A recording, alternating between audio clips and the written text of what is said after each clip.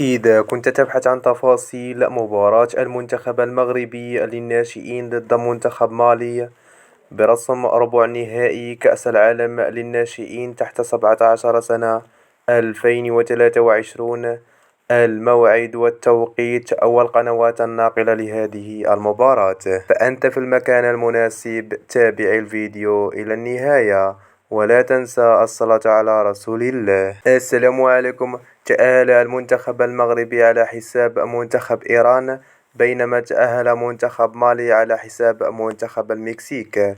وسيواجه منتخب المغرب تحت 17 سنة منتخب مالي في ربع نهائي كأس العالم للناشئين تحت 17 سنة. بالنسبة لموعد عرض هذه المباراة هو يوم السبت الموافق 25 نوفمبر 2023، وستنطلق صافرة هذه المباراة على الساعة 1 ظهرا بتوقيت المغرب، الجزائر تونس، وعلى الساعة 3 عصرا بتوقيت السعودية العراق.